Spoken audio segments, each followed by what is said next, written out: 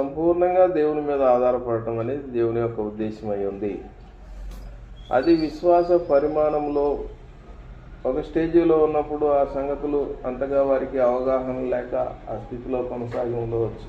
కానీ విశ్వాసంలో అంచెలంచెలుగా ఎదుగుతున్న తర్వాత సంపూర్ణంగా దేవుని మీద ఆధారపడి దేవుని నమ్ముకొని కార్యాలు ప్రారంభించడానికి దేవుని యొక్క ఉద్దేశమైంది. అంటే కేవలం మాటతోనే కాదు, సంపూర్ణంగా దేవుని మీద ఆధారపడటం. ఉదాహరణకి ఒక నయాగారా జలపాతం ఉందనుకోండి.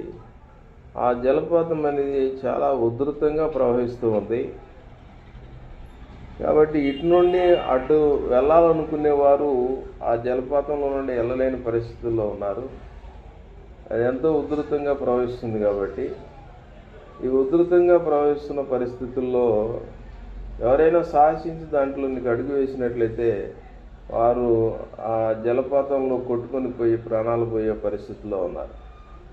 ఇట్లాంటి పరిస్థితుల్లో ఒక అతను ఏం చేశాడంటే యువతల ఒడ్డు నుండి అవతల ఒడ్డుకి ఒక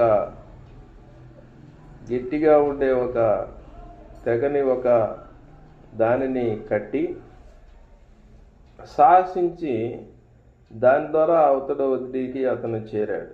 చేరిన తర్వాత తిరిగి యువతలకు వచ్చేసేసి అతడు ఏం చేశాడంటే ఒక మనిషిని బరువు ఎంత ఉంటాడో అంత బరువు కలిగిన ఒక రాయిని తీసుకొని తిరిగి అతడు ఏదైతే నిర్మించాడో దాని మీద నుండి అవతల ఒడ్డుకి వెళ్ళి అవతల ఒడ్డులో ఆ రాయిని వదిలిపెట్టేసి తిరిగి వచ్చి అక్కడ ఉన్న వారిని ఉద్దేశించి మీరు కూడా రండి, నా భుజాల మీద ఎక్కండి ఒక్కొక్కరుగా, నేను తీసుకుని అవతల ఒడ్డుకి మిమ్మల్ని చేరుస్తాను అని అతడు చెప్పాడనమాట.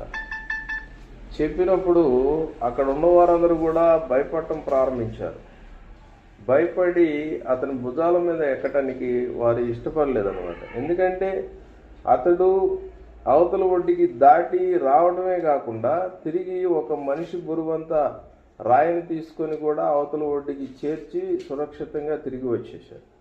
వచ్చిన తర్వాత మీరు నా భుజాల మీద ఎక్కండి, ఒక్కొక్కరిని నేను తీసుకొని వెళ్తాను, ఈ జలపాతాన్ని దాటిస్తాను అన్నాడు. కానీ ఎవరు కూడా అతని మీద విశ్వాసం ఉంచలేదన్నమాట.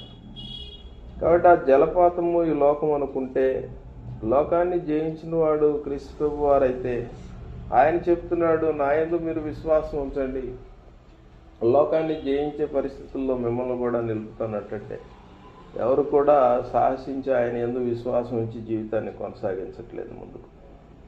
కాబట్టి దేవుడు వాగ్దానం చేశాడు, వాగ్దానం చేసిన వాడు నమ్మదగిన వాడు.